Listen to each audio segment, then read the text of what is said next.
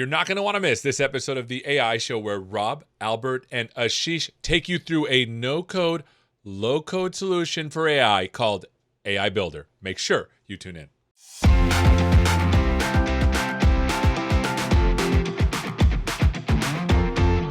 How's it going, everybody? Welcome to this episode of the AI Show where myself and Albert are co-hosting. I know you guys are used to seeing Seth on the show, but we've taken over today for an incredible episode with our good friend Ashish here. So we're going to be opening up a world of low to no code AI solutions with AI Builder. So I'll pass it over to Albert to introduce himself and we'll get into this amazing demo. Thank you for that, Rob, and great intro. Hi, I'm Albert Dankwa. I am a content program manager over in the land of Xbox, but data and AI is everywhere, and which is why that has brought me and Rob both to the AI show. And hopefully this will be the first of a number of appearances from both he and I. But enough chatting. Let's get down to what we're really here for today. Awesome. Ashish, we'll leave it to you. Hello, everyone. I'm super excited to be here. My name is Ashish Bhatia, manager in the AI Builder team.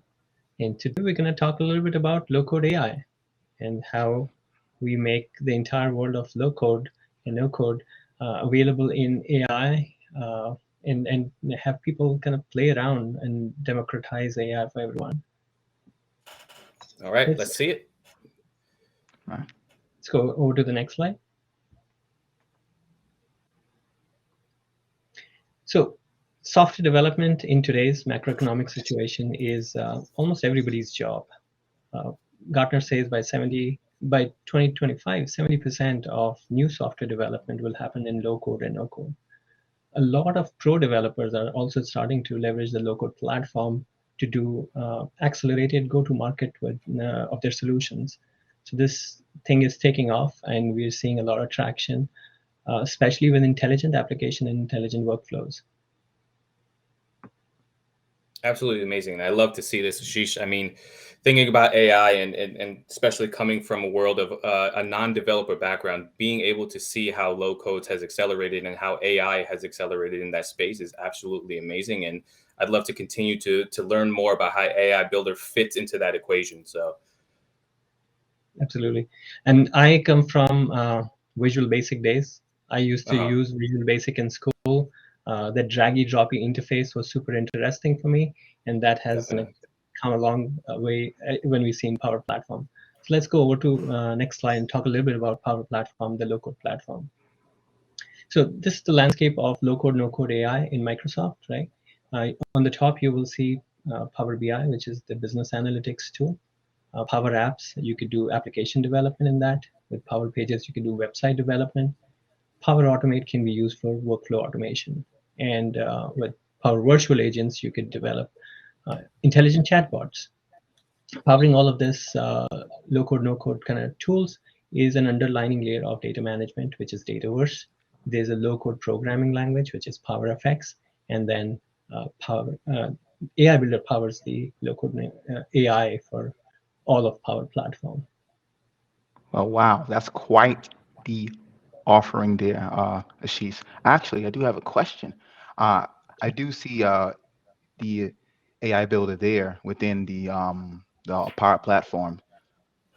I am wondering though, does AI Builder weave into all of these different apps and platforms here, or was it something that's only like in a few of them? I'm definitely interested to see and learn more about this. So most of the Power tools are built on that common fabric, and slowly we're kind of bringing AI to all of these tools. But we started off with Power Apps and Power Automate. Some of the new tools like Power Pages is a new entrant into this low-code development world. So gradually you will see AI proliferate into those Power tools as well. Amazing. Absolutely amazing. So my question, Ashish, and real quick, before we even hop into any of the demo content here is, can we just really quickly explain like how AI Builder fits within the Azure ecosystem? And when does it make sense to be using AI Builder versus using Azure Machine Learning or Azure services in general? Absolutely. Great question, Rob. My next slide talks about that. So this is Microsoft AI stack.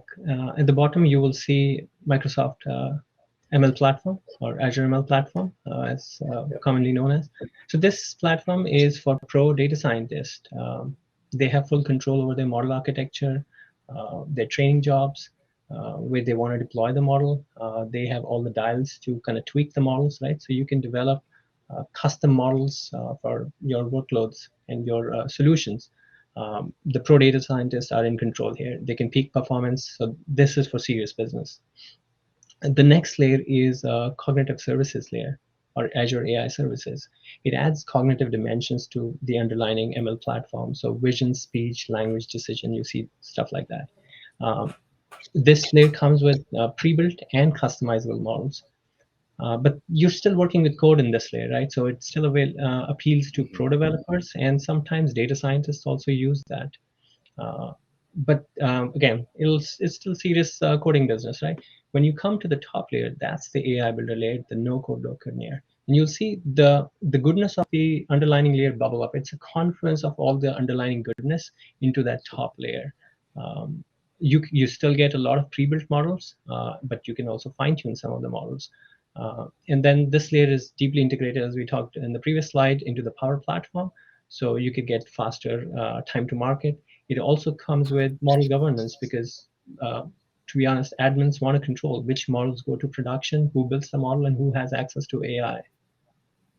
That's amazing. Absolutely amazing. I love the way this is broken down to really kind of define where these areas sit and to what individual personas they cater to. So I want to pause here and just get to see this in action, Ashish. I would love to see AI Builder in action and get to see some of the scenarios. So I would love to hop into that. Yeah, so let's go over and see some demos. What we're trying to do here is create a simple Power App using pre-built AI. And the goal is that we should be able to click an image of a receipt or upload an image of a receipt. And then the model should be able to extract key pieces of information that you need for your expense report and should be able to create an expense report automatically. So let's see. So again, this is a very simple Canvas page. We have scan your receipt, and just the next button here, I'll click and upload a receipt. So I went to buy lunch yesterday, and I have a receipt from there. I'll open that up. As soon as the image is uploaded, model starts to identify information from the receipt. And once it has done identifying, we can go to the next screen and submit the expense claim. So you see the the blue rectangles, they kind of show identification. We'll click next. It'll populate a set of fields that I have chosen, right? Just a simple example. So merchant name, transaction date, and total. And I'll hit. And sandwich. So the expense is submitted.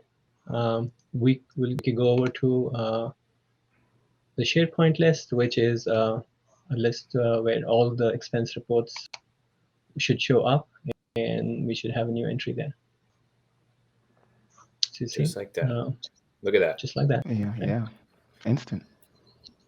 Yes, it brings all the relevant information that I chose to be there, and then it uploads the image as well that it picked from. Incredible. You know, first of all, amazing choice of sandwiches, by the way. I heard Albert mention sandwich earlier, and I agree. It's making me hungry. Yeah, but amazing to see how quickly you were able to pull that data from that receipt. And again, the application looks very similar and very, very kind of simple, right? It has two screens. One screen we saw, which is just a scanner tool, which scans the image. As soon as the image is uploaded, the AI model runs underneath and extracts all the information. And then the second screen is mostly a form which submits to a SharePoint list. And we have a working application. This is pre-built AI. Receipt understanding is a pre-built model in AI Builder and could be leveraged anywhere you are processing receipts, for example. Incredible. Wow. That's amazing.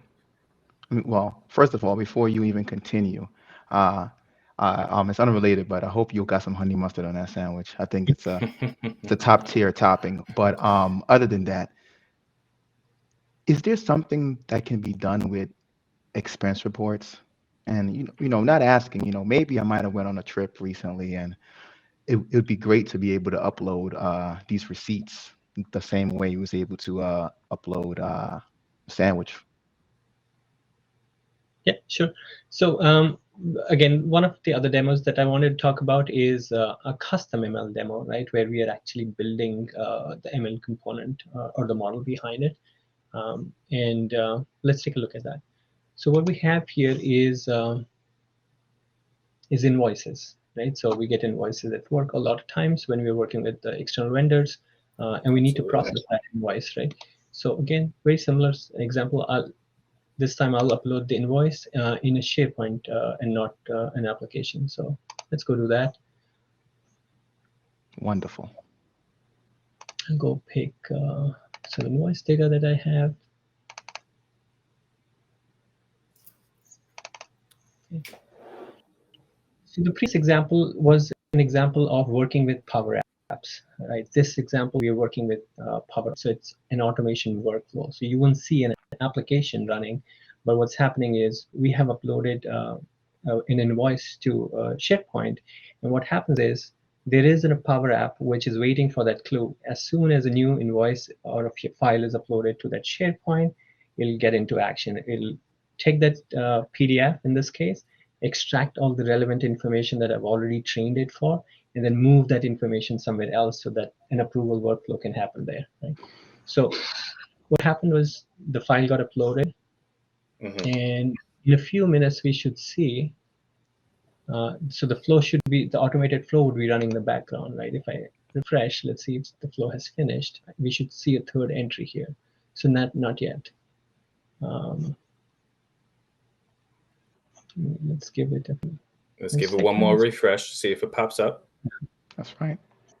Yeah, there you go, right? So this last, the latest kind of, so what it's extracting is again key pieces of information that I have asked it for. So invoice number, due date, billing address, sub shipping, total, whatnot, and then link to the original invoice as well.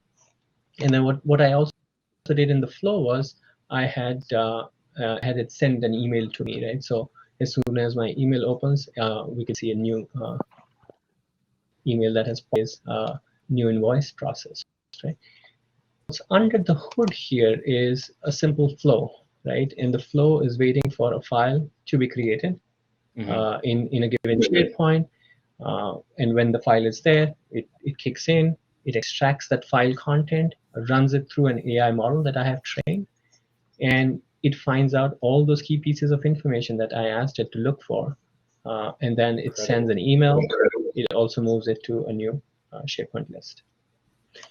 And the model building experience is very simple. So this is something I really, I'm passionate about. I want to show, right? So for example, this is the model that I had trained. If we go to edit the draft again, give it a few seconds to load in. Oh, so it's there. So you see, it's a workflow here. It's a wizard approach, right? So you're not writing code, you're dragging, dropping, you're telling the system things. So in this case, I've told it these are the things that I want to extract from invoices, and I have given it a collection of training data. Right. So my collection of training data has 5, right? So I gave it 5 documents, and then I tag those documents. So if I look at a few documents, so if this is my data, I would have told it where is the invoice. So I mean, I could drag and draw kind of rectangle around various pieces of information that are of interest and say, hey, here is what I want you to extract. And once I've tagged those 5 pieces of 5 invoices, I have said, go train the model, right? And get out of it is a train model. Then these are examples of that. So it is simple, right? I mean, if you didn't know to do that, just drag drop.